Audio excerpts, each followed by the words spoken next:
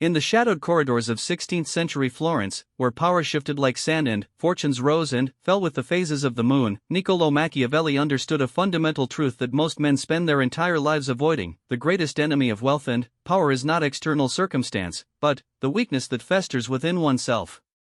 This truth, as sharp and unforgiving as a Florentine blade, cuts through centuries of self-deception and reveals the naked reality of how wealth is truly acquired and maintained. The simple truth about getting wealthy is not found in the comfortable platitudes of modern self-help literature, nor in the sanitized success stories that populate business magazines. It lies instead in the brutal acknowledgement that wealth flows only to those who have first conquered themselves, who have systematically destroyed every vestige of weakness that makes them vulnerable to the whims of others. Machiavelli, observing the rise and fall of princes, merchants, and republics, recognized that external enemies could only destroy what internal weakness had already prepared for destruction.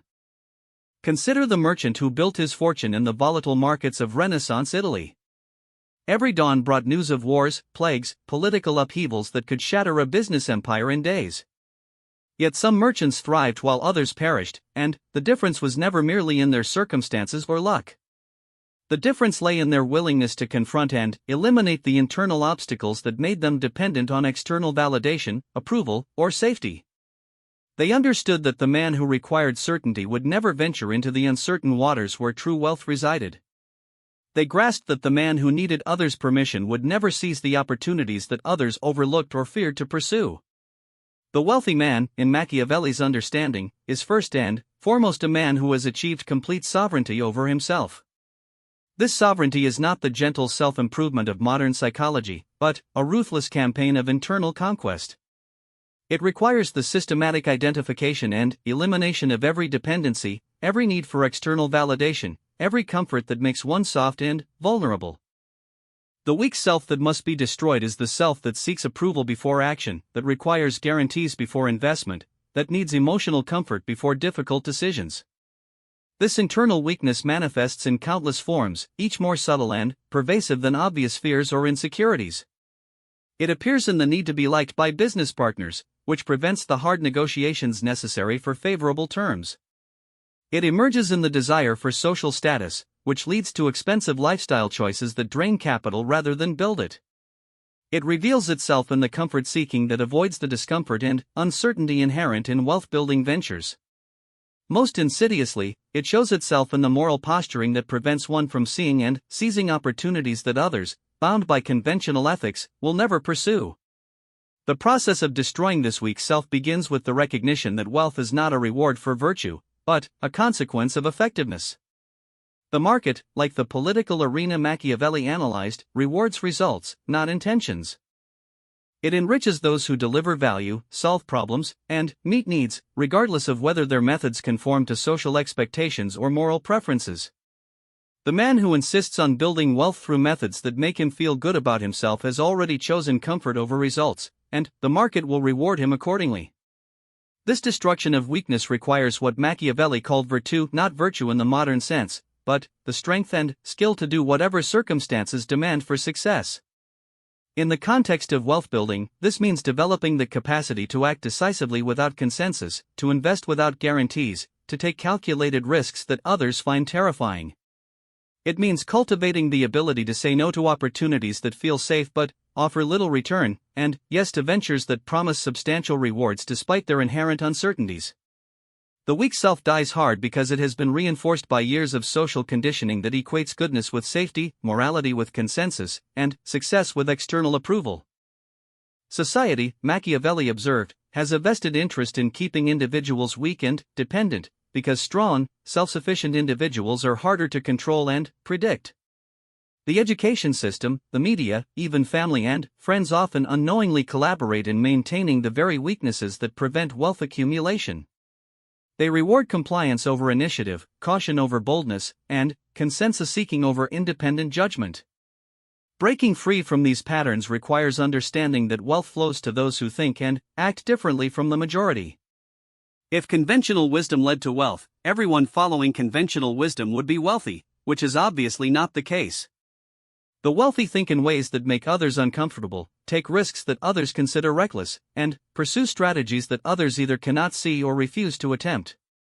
They have destroyed the part of themselves that needs to fit in, be understood, or receive approval for their choices. The man who has conquered his internal weaknesses operates from a position of strength that external circumstances cannot shake. Economic downturns, market crashes, political upheavals, these events destroy those who depend on external stability, but they create opportunities for those who have achieved internal sovereignty. Such a man can adapt quickly because he is not attached to specific outcomes or methods. He can pivot strategies without ego because his identity is not invested in being right about particular approaches. He can endure temporary setbacks without despair because his confidence comes from internal strength rather than external results. This internal transformation manifests in specific behaviors that distinguish the wealthy from the merely aspirational. The internally sovereign man makes decisions quickly because he trusts his judgment and accepts responsibility for consequences rather than seeking perfect information or consensus approval. He invests in assets rather than liabilities because he finds satisfaction in growing wealth rather than displaying it. He focuses on building systems and capabilities rather than pursuing quick gains because he thinks in decades rather than quarters. Most importantly, he understands that wealth is not primarily about money but about freedom, the freedom to act according to his own judgment rather than external pressure, the freedom to pursue opportunities without needing permission or approval, the freedom to weather storms without depending on others for rescue. Money is simply the tool that enables and protects this freedom, but the freedom itself comes from internal strength, not external accumulation. The path to this internal sovereignty is neither quick nor comfortable. It requires confronting and abandoning the psychological crutches that most people use to navigate life's uncertainties. It means giving up the comfort of blame, the safety of victim narratives, and the warm feeling of moral superiority. It demands taking complete responsibility for one's circumstances while maintaining the emotional equilibrium necessary for clear thinking and decisive action. This transformation often begins with a crisis, a business failure, financial loss, or other event that strips away external supports and forces confrontation with internal reality. The man who uses such crises to identify and eliminate his dependencies emerges stronger and more capable. The man who seeks to restore his previous comfort and security often spends years or decades trying to return to a state that was itself the source of his vulnerability. The wealthy understand that setbacks are information, not verdicts. They analyze failures to understand what internal weaknesses contributed to external problems, then systematically address those weaknesses to prevent similar failures in the future. They do not seek to avoid risk but to become anti-fragile, stronger and more capable as a result of stress and challenge rather than despite them. This perspective transforms the relationship with money itself. Rather than viewing wealth as a scorecard or status symbol, the internally sovereign man sees it as a measure of his effectiveness at creating value and solving problems. He pursues wealth not for its own sake but because the process of building wealth develops the capabilities and creates the freedom that he truly desires. The money follows naturally from the strength and effectiveness that he has cultivated through destroying his internal weaknesses. In the end, Machiavelli's insight reveals that the simple truth about getting wealthy is simultaneously the most difficult truth to implement. One must first become the kind of person who naturally attracts wealth by eliminating everything that makes one dependent, weak, or vulnerable to external control. The man who completes this internal conquest finds that external obstacles, while they may remain challenging, lose their power to prevent his success. He has become anti-fragile in the truest sense, not merely resistant to external pressure, but strengthened and refined by it.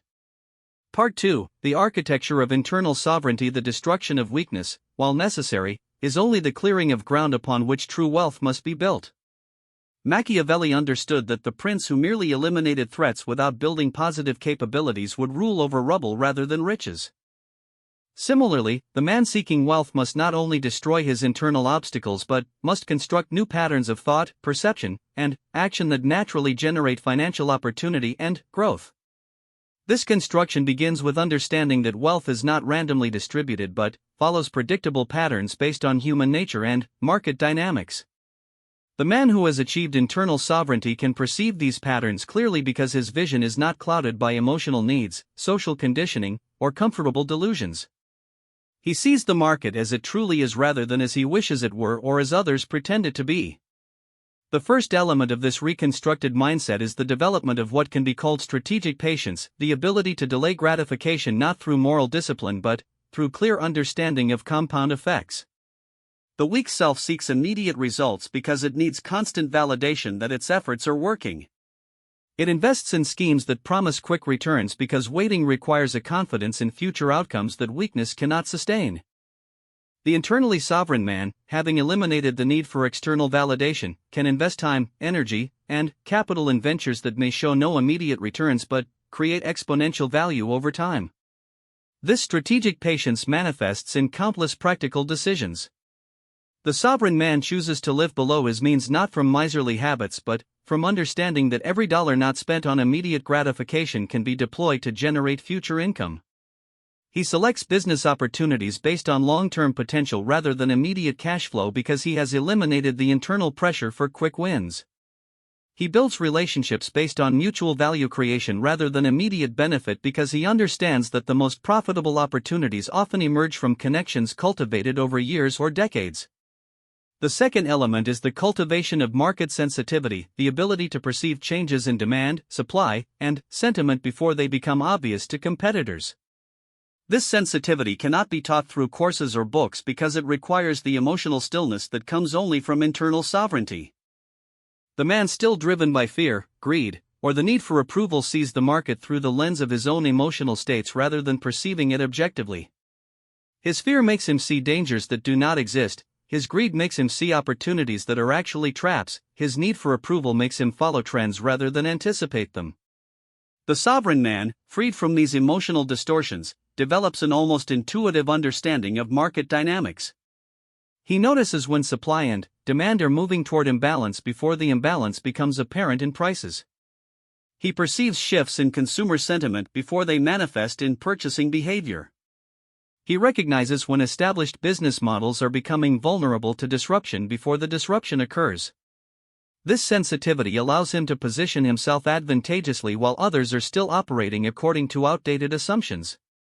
This market sensitivity extends beyond formal economic markets to include the broader currents of social and technological change. The sovereign man understands that wealth flows to those who correctly anticipate the future, not to those who excel at analyzing the past. He studies emerging technologies not from fascination but from understanding that technological change creates the greatest wealth-building opportunities. He observes social trends not from curiosity but from recognition that shifting values and preferences create new markets and destroy old ones. The third element is the development of systematic thinking that sees opportunities as part of larger patterns rather than isolated events. The weak mind seeks individual deals, specific investments, or particular strategies that promise wealth with minimal risk or effort. The sovereign mind seeks to understand the underlying systems that generate opportunities consistently over time, then positions itself to benefit from those systems regardless of specific outcomes. This systematic approach recognizes that sustainable wealth comes from building repeatable processes rather than capturing one-time gains. The sovereign man therefore focuses on developing capabilities, skills, relationships, knowledge, and assets that can generate multiple opportunities over time. He builds businesses rather than just completing transactions. He develops expertise that makes him valuable to others rather than just accumulating information. He creates networks that bring him opportunities rather than just collecting contacts. The systematic thinker also understands that wealth building is ultimately about creating value for others, but he approaches this creation strategically rather than sentimentally. He analyzes market needs not from a desire to help but from understanding that meeting unmet needs is the most reliable path to profit. He studies customer problems not from empathy but from recognition that solving expensive problems commands high prices. He develops solutions not from altruism but from the knowledge that sustainable wealth requires providing value that others cannot easily replicate or replace. This value creation becomes increasingly sophisticated as internal sovereignty deepens. The beginning practitioner might identify obvious needs and provide straightforward solutions. The advanced practitioner learns to anticipate needs before they become conscious and to create solutions that establish ongoing relationships rather than one-time transactions. The master learns to shape needs and desires themselves, creating markets rather than just serving them. The fourth element is the cultivation of resource optimization, the ability to extract maximum value from limited inputs through superior allocation and combination. The weak mind either hoards resources from fear of loss or deploys them carelessly from lack of strategic thinking. The sovereign mind treats resources as tools to be used precisely and powerfully to create desired outcomes. This optimization begins with understanding that the most valuable resource is not money but attention, both one's own attention and the attention of others. The sovereign man therefore guards his attention carefully, focusing only on activities that advance his strategic objectives rather than allowing it to be scattered across multiple interests and obligations. He understands that saying no to good opportunities is necessary to make room for great opportunities, and that focus is more valuable than diversification until one has achieved sufficient wealth to afford experimentation. Similarly, he learns to capture and direct the attention of others through providing exceptional value, solving important problems, or creating compelling visions of the future. He understands that attention translates into influence, and influence translates into opportunity. The ability to command attention, whether through expertise, results, or vision, becomes a competitive advantage that compounds over time. The sovereign man also optimizes his use of time by understanding the difference between urgent and important activities. The weak mind responds to urgency because external pressure feels more real than long-term consequences. The sovereign mind prioritizes importance because it has eliminated the emotional need to respond to external pressure.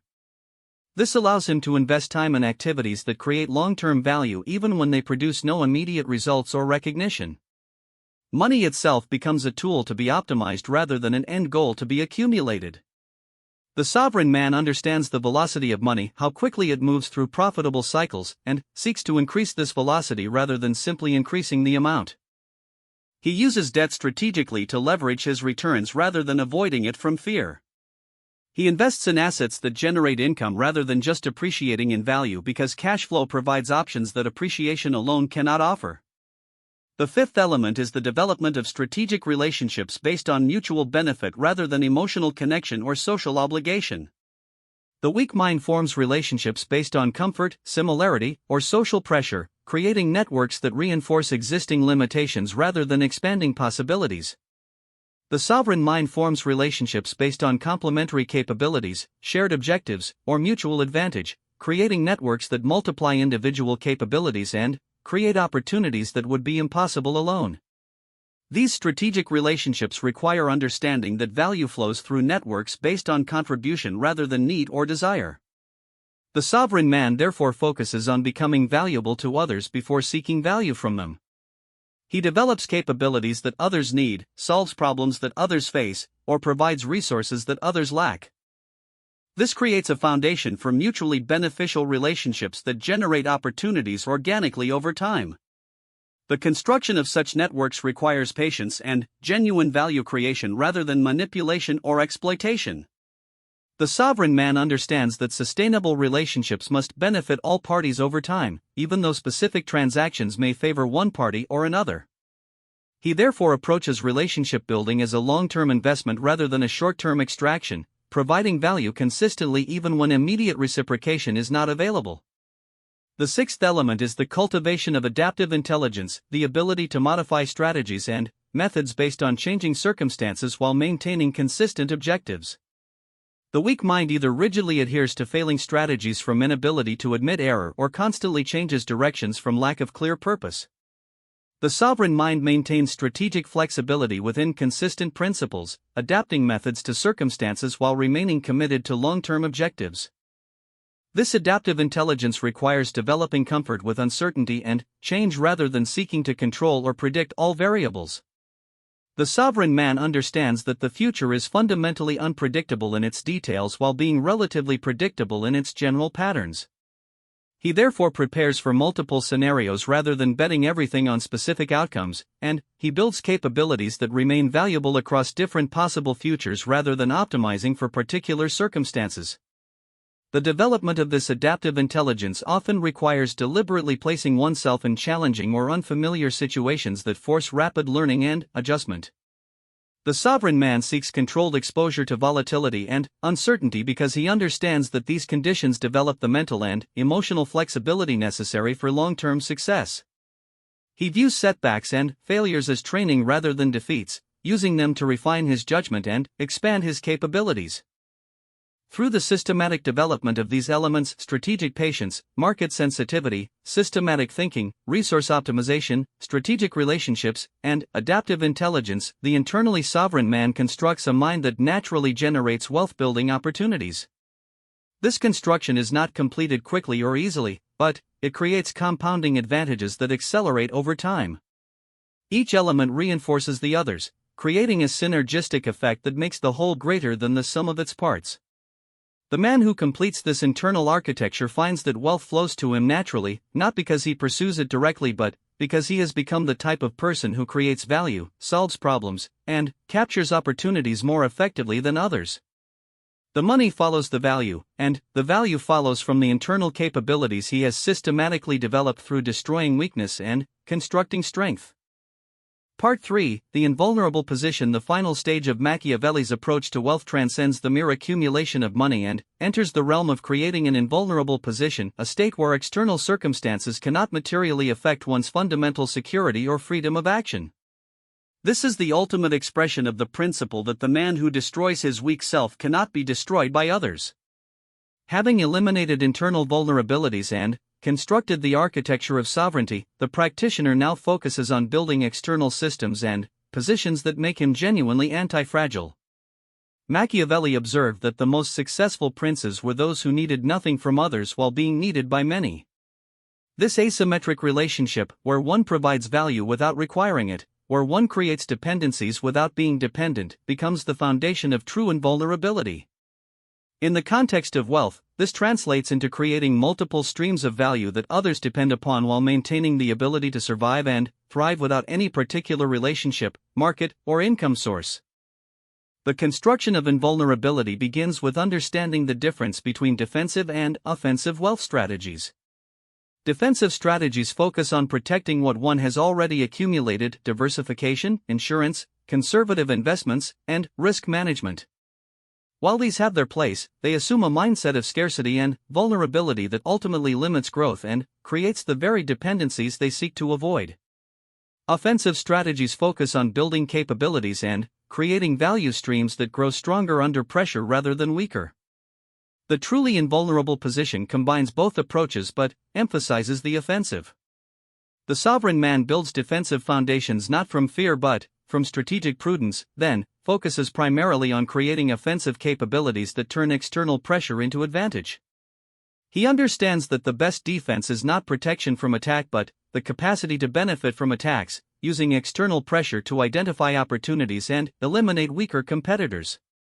This approach manifests first in the deliberate construction of anti-fragile income streams. Rather than seeking stable employment or predictable investments, the sovereign man builds multiple sources of value creation that become more profitable during periods of uncertainty and change. He develops skills and builds businesses that solve problems which become more acute during difficult times.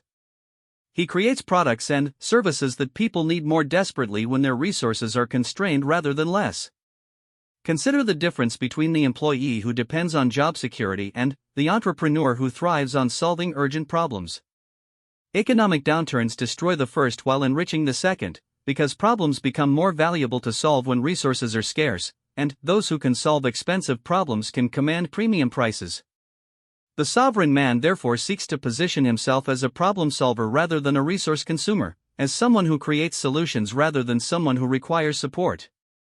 This positioning requires developing what Machiavelli called the fox and the lion, the combination of cunning intelligence and overwhelming capability that makes one simultaneously impossible to trick and impossible to defeat through force. In modern terms, this means building both intellectual capabilities that allow one to see opportunities others miss and practical capabilities that allow one to execute solutions others cannot implement. The fox aspect involves developing superior information gathering and analysis capabilities. The sovereign man builds networks that provide early intelligence about market changes, technological developments, and social trends. He cultivates relationships with people in different industries, countries, and social levels to gain multiple perspectives on emerging opportunities and threats. He studies not just his own field but adjacent fields where innovations might create disruption or opportunity. This information advantage compounds over time as the sovereign man learns to recognize patterns that others miss. He begins to see connections between seemingly unrelated events, to anticipate second and third-order consequences of changes, and to position himself advantageously before opportunities become obvious to competitors. This pattern recognition becomes increasingly valuable as it allows him to act while others are still analyzing, to prepare while others are still reacting.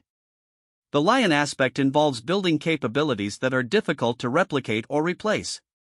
This goes beyond technical skills to include the entire range of capabilities necessary for creating and capturing value: leadership, negotiation, strategic thinking, operational execution, and the ability to build and manage complex systems.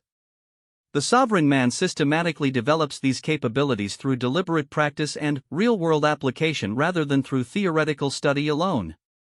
These capabilities become particularly valuable when they are combined in unique ways that create competitive advantages. The sovereign man therefore seeks to develop unusual combinations of skills that make him uniquely valuable rather than pursuing expertise that many others share. He might combine technical knowledge with marketing ability, financial expertise with creative vision, or operational skills with strategic thinking in ways that create unique value propositions. The development of invulnerable positioning requires understanding that true security comes not from accumulating enough resources to last forever, but from building the capabilities to create resources continuously regardless of circumstances. The man who depends on his savings will eventually exhaust them if his income stops. The man who can create income from any situation will thrive regardless of what happens to any particular source. This capability-based security manifests in several specific practices. The sovereign man maintains what could be called regenerative capacity, the ability to rebuild his position quickly even if external circumstances destroy his current assets. He does this by ensuring that his most valuable assets are internal knowledge, relationships, skills, and reputation rather than external possessions that can be taken away. He also maintains optionality, the capacity to benefit from positive changes while being protected from negative ones. This involves structuring investments, relationships, and commitments in ways that provide upside exposure while limiting downside risk. He seeks asymmetric opportunities where potential gains significantly outweigh potential losses, and he avoids symmetric risks where gains and losses are roughly equal. The sovereign man builds what systems theorists call redundancy, multiple ways of achieving the same objectives so that the failure of any particular method does not prevent success. He creates multiple income streams, multiple skill sets, multiple networks, and multiple strategies for achieving his goals. This redundancy is not mere diversification but strategic multiplication of capabilities and options. Perhaps most importantly, he maintains adaptability, the ability to change strategies, methods, and even objectives based on changing circumstances without losing momentum or effectiveness. This adaptability comes from the internal sovereignty developed earlier, which allows him to change direction without ego investment in particular approaches or outcomes. The construction of invulnerability also requires understanding the psychology of dependency and liberation. Most people remain vulnerable because they need specific outcomes to feel secure, successful, or happy. They depend on particular jobs, relationships, investments, or social conditions for their well-being. This dependency makes them vulnerable to anyone who can threaten these sources of security. The sovereign man systematically eliminates these dependencies not by abandoning relationships or avoiding investments, but by developing the internal and external capabilities to recreate anything he might lose. He enjoys relationships without needing them for identity or security. He benefits from investments without depending on them for survival. He appreciates social recognition without requiring it for self-worth. This liberation from dependency paradoxically makes him more attractive to others and more successful in his endeavors. People are naturally drawn to those who do not need them but choose to associate with them. Markets reward those who can take or leave opportunities rather than those who desperately need particular outcomes. Relationships flourish when they are chosen rather than compulsive. The invulnerable position also requires understanding that true wealth is ultimately about freedom rather than accumulation. The sovereign man seeks to build what could be called freedom, wealth, enough resources and capabilities to act according to his own judgment rather than external pressure. This is different from status wealth, accumulation for display, or security wealth, accumulation for protection, because it focuses on capability and autonomy rather than possession or safety. Freedom wealth has several specific characteristics. It generates income without requiring the owner's constant attention or presence. It provides options and opportunities rather than just security or status. It grows naturally through the value it creates for others rather than through speculation or manipulation. Most importantly, it enhances the owner's capabilities and autonomy rather than creating new dependencies or obligations. The construction of freedom wealth often requires patience and sacrifice in the short term because it prioritizes long-term capability over immediate gratification. The sovereign man might live more simply than his income would allow in order to invest in assets that generate future income. He might turn down lucrative opportunities that would create dependencies in favor of less immediately profitable ventures that build capabilities and autonomy. This long-term perspective becomes easier to maintain as the benefits compound. Each increment of freedom wealth makes it easier to build more, creating an accelerating cycle where autonomy creates opportunity, which creates more autonomy. The sovereign man who has achieved a basic level of freedom wealth can take risks that others cannot afford, pursue opportunities that others must pass up, and wait for optimal outcomes rather than accepting whatever is immediately available. The final aspect of invulnerability involves what Machiavelli called virtù in action, the practical application of internal sovereignty and constructed capabilities to create beneficial outcomes regardless of external circumstances. This goes beyond merely surviving difficulties to actually benefiting from them, using external pressure as energy for growth and improvement rather than as obstacles to overcome. The master practitioner learns to see every external challenge as an opportunity to strengthen his position. Economic downturns become opportunities to acquire assets at reduced prices and to solve problems that create new value streams. Competitive pressure becomes motivation to innovate and improve offerings. Social or political changes become chances to anticipate new needs and position accordingly. This perspective transforms the entire relationship with uncertainty and change. Rather than seeking to predict and control external circumstances, the sovereign man seeks to build capabilities that benefit from uncertainty and change regardless of their specific nature. He becomes genuinely anti-fragile, not just resistant to external pressure but strengthened by it. The man who achieves this invulnerable position finds that external circumstances lose their power to determine his outcomes. He can adapt to any situation, benefit from any change, and pursue any opportunity that aligns with his objectives. He has destroyed the weak self that needed external validation, support, or protection, and he has built the strong self that creates value, captures opportunities, and maintains freedom regardless of what others do or what circumstances arise. In the end, Machiavelli's insight proves prophetic. The man who destroys his weak self cannot be destroyed by others because he has eliminated the internal vulnerabilities that external forces exploit. He has built capabilities that turn pressure into advantage, constructed systems that benefit from uncertainty, and developed the practical wisdom to act effectively regardless of circumstances. He has achieved not just wealth in the monetary sense, but wealth in the truest sense, the freedom and capability to create beneficial outcomes through his own judgment and action. This is the simple truth about getting wealthy that Machiavelli understood: wealth flows naturally to those who have achieved internal sovereignty, constructed effective capabilities, and built invulnerable positions through systematic effort over time. The money is merely the external reflection of internal transformation, and those who complete this transformation find that wealth becomes not something they pursue but something that pursues them.